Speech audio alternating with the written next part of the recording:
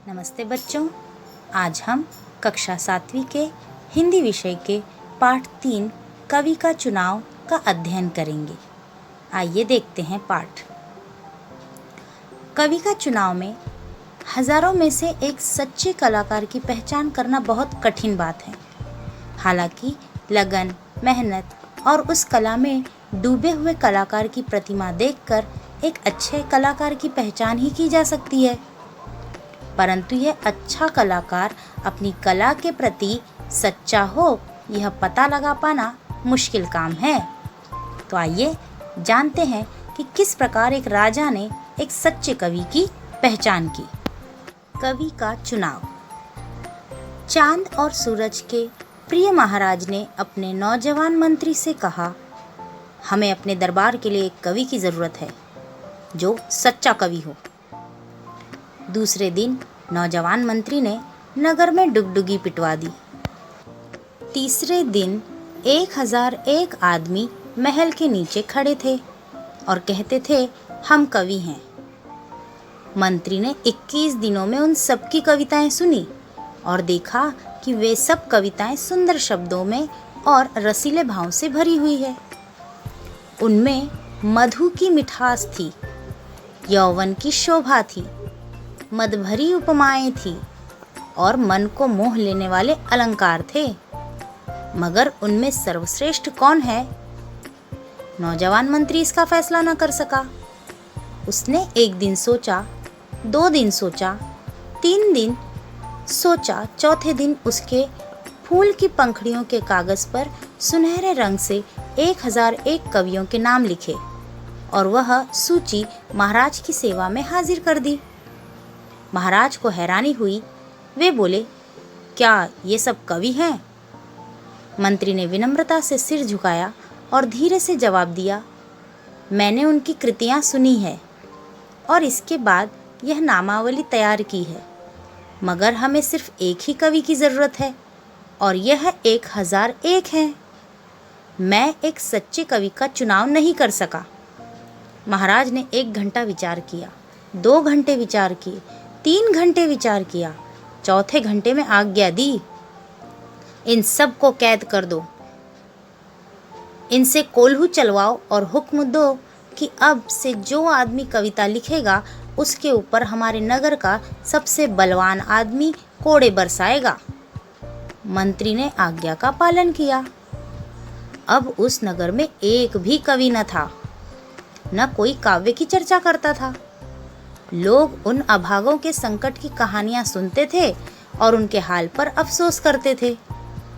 6 महीने बाद महाराज 1001 कवियों के कैदखाने में गए और उन सब की तलाशी की आज्ञा दी और 1001 कवियों में से 101 ऐसे निकले जिन्होंने बंदी गृह की कड़ी यातनाओं के बीच रहते हुए भी रात के समय जाग जाग कर पहरेदारों से छिपा छिपा कर कविताएं लिखी थी और यह न सोचा कि अगर महाराज को उनके इस अपराध का पता लग गया तो उनका क्रोध जाग उठेगा और नगर का सबसे बलवान आदमी उन पर कोड़े बरसाएगा। महाराज ने अपने मंत्री से कहा, तुमने देखा, ये 900 आदमी कवि न थे, केवल नाम के भूखे थे। इनको 6-6 महीने की तनख्वाह देकर विदा कर दो और यह 101 आदमी किसी हद तक कवि हैं। इनको रहने के लिए हमारा मोर महल दे दो और देखो इन्हें किसी तरह की तकलीफ न हो। मंत्री ने ऐसा ही किया। अब ये कवि अच्छे कपड़े पहनते थे, अच्छा भोजन करते और रात दिन रास रंग में लीन रहते थे। लोग उनके ऐशो आराम की कहानियां सुनाते थे और अपने दुर्भाग्य पर ठंडी आहें भरते थे। 6 महीने बाद महाराज अपने मंत्री को साथ लेकर एक बार फिर 101 कवियों से मिलने मोर महल गए और उन सब को अपने सामने बुलाकर बोले, तुमने बेपरवाही के 6 महीनों में क्या कुछ लिखा है, हम सुनना चाहते हैं। 101 आरामदासों में से सिर्फ एक ऐसा था जिसने मोर महल की इंद्र सभाओं में कोई भाग नहीं लिया था और अपने मन के उद्गारों को शब्दों में बांधता रहा। दूसरे खाते पीते थे और झूमते थे, लेकिन वह एकांत में बैठकर स्वयं ही अपनी कविताएं पढ़ता था और खुश होता था जैसे जंगल में खुद मोर नाचता हो और खुद ही देखकर खुश होता हो। चांद और सूरज के प्यारे महाराज ने अपने नौजवान मंत्री से कहा, ये 100 आदमी भी कवि न थे, आराम के भूखे थे। जब यह कैद थे, इनकी आंखें अपनी दुर्दशा पर रोती थी, क्योंकि उस वक्त इनका जीवन बहारों से खाली था, इसलिए उन दिनों इन्हें अपना जीवन प्यारा न था। उस समय इन्होंने कविताएं लिखी और उनमें अपने भाग्य के अंधेरे का रोना रोया। मगर जब ये बुरे दिन बीत गए तो ये काव्य और कल्पना की कला भी भूल गए। ये दुख के दिनों के कवि हैं, सुख के समय के कलाकार नहीं। इनको धक्के देकर महल से निकाल दो। इसके बाद महाराज ने उस साधु स्वभाव बेपरवाह आदमी की तरफ इशारा करके कहा, यह सच्चा कवि है, जिसके लिए दुख और सुख दोनों एक बराबर हैं।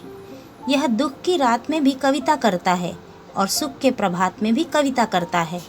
यह मौत के काले रास्ते पर और जीवन की सुंदर घाटियों में भी कविता करता है। यही इसका स्वभाव और यही इसका जीवन है। यह इसके बिना नहीं रह सकता। यह सच्चा कवि है। 1001 कंकड़ों में यही एक हीरा है। हम इसे आज से अपना दरबारी कवि नियुक्त करते हैं। हम इसे मुँह मांगी तनख्वाह देंगे। इसका काम केवल इतना है कि हमें हर रोज दरबार में आकर एक दोहा या कविता सुना जाया करे। कवि ने दरबार में जाकर महाराज को एक दिन दोहा सुनाया, दूसरे दिन कविता सुनाई, तीसरे दिन दोहा सुनाया, चौथे दिन लिख भेजा, मुझसे इस तरह की कविता नहीं हो सकती। मैं उद्गारों का कवि हूँ, किसी की मर्जी का गुलाम नहीं। नौजवान मंत्री ने कहा, वह आदमी कितना अभागा है। मगर महाराज ने कहा, नहीं, यह अभागा नहीं, यह एक सच्चा कवि है।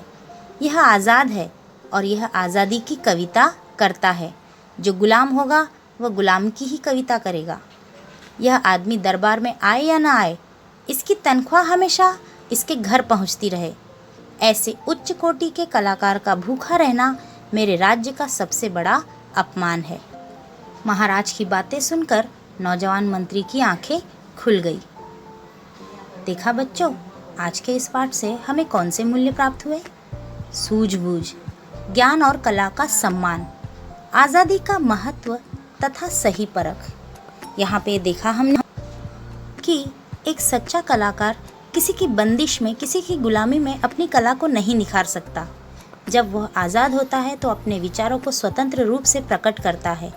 इसी प्रकार इस कवि ने भी यहाँ पर यही किया, जिसकी ईमानदारी से राजा ने खुश होकर उसे इनाम भी दिया। धन्यवाद।